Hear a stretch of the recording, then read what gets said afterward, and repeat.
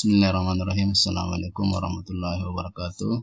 Baik, pada pertemuan yang ke-6 ini kita akan membahas salah satu penyakit yang disebabkan melalui mekanisme hipersensitivitas tipe 3, yaitu Systemic Lupus Erythematosus. Nah, penyakit ini banyak ditemukan di masyarakat dan prevalensinya itu biasa ditemukan lebih banyak pada wanita dibanding dengan pria.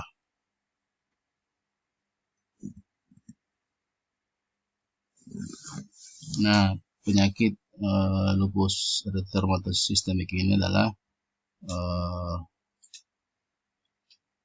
penyakit autoimun, dan dia sistemik karena mempengaruhi banyak organ.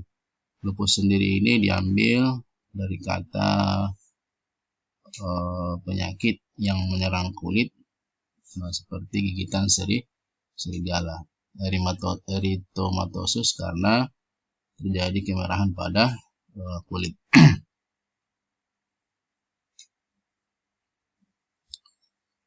Nah, sekarang penyebab dari penyakit lupus ini yaitu karena dua faktor, yaitu genetik dan lingkungan. Nah, gen di sini yang bermasalah adalah antigen processing dan presentation, yaitu HLA TEP1, 2, kemudian gen clearance of apoptosis debris C1q, DNase1, dan leukocyte cell surface receptor FcGR1, R2, R3, ITGAM, kemudian cell signaling and gene transcription molecule LIN, BLK, PTPN2, STAT4, dan IRF5.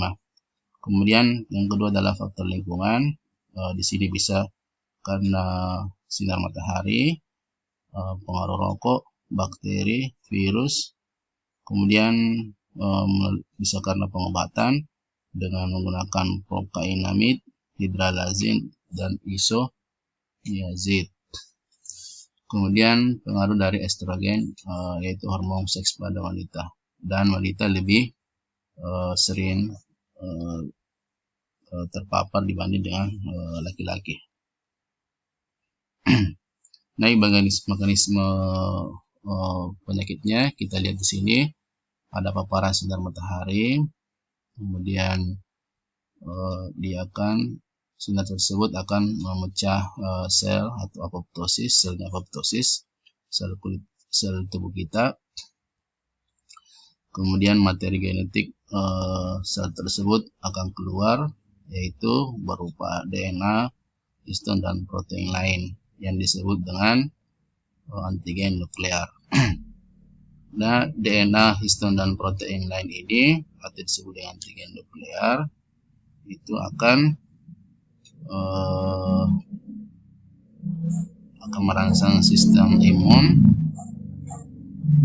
sehingga dikenali sebagai autoantigen, akan merangsang sel B. Sel B-nya akan menghasilkan antibodi anti nuklear atau ANA. Kemudian terjadi kompleks imun. Nah, kompleks imun ini dia akan mengendap di pembuluh darah dan menyebabkan di ginjal, kulit, sendi atau jantung, akan mengaktifkan sistem komplement dan akan terjadi inflamasi dan terjadi kerusakan organ. Nah, anti nuklear ini nanti akan menghasilkan antibodi anti nuklear. Ini yang kita sering kita dapatkan pemeriksaan anak ini di rumah sakit. Nah, ini secara skematik kita lihat di sini ada mekanisme terjadinya penyakit lupus. Ada faktor gen, kemudian ada faktor lingkungan. Jadi antigen tadi yang berupa protein nuklear dari sel, misalnya DNA, histon tadi akan di fagositol dendritik dan titiknya akan presentasi ke sel T. Nah, antigen tadi juga sudah diikat atau merangsang sel B. Sel T-nya akan merangsang sel B ini. Sel B-nya akan berubah menjadi sel plasma dan menghasilkan antibodi. Nah, autoantibodi ini yang dihasilkan akan berkaitan dengan antigen tersebut dan terbentuklah kompleks imun. Nanti ini bisa dia akan mengendap di kulit, misalnya di permukaan wajah atau muka kita, kemudian di ginjal. Di sini ada gejalanya itu rash, itu tadi yang kemerahan pada kulit, nefritis, inflamasi pada ginjal, artritis pada sendi, terjadi penurunan jumlah leukosit,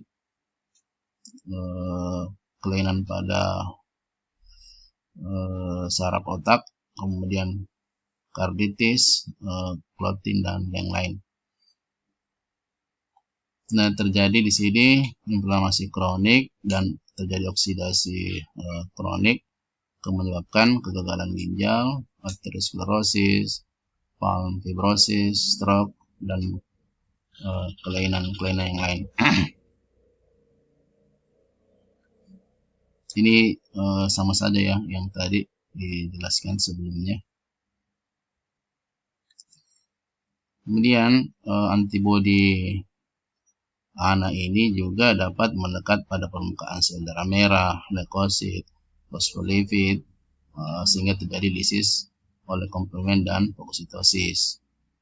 Itu melibatkan hipersensitivitas tipe 2. Nah, autoantibodi yang dapat ditemukan pada penyakit lupus ini yaitu 1, ANA. Ini adalah tes screening terbaik.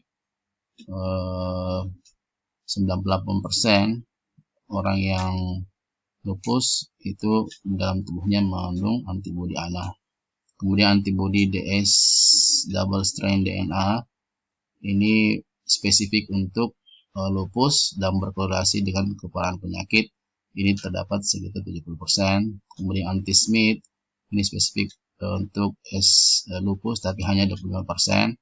Anti-RMP ribonuklear protein ini sekitar 40%. Anti-Ro SSA ini predisposisi untuk lupus yang mengenai kulit. Kemudian lupus pada bayi yang baru lahir dengan kelainan pada jantung 30%.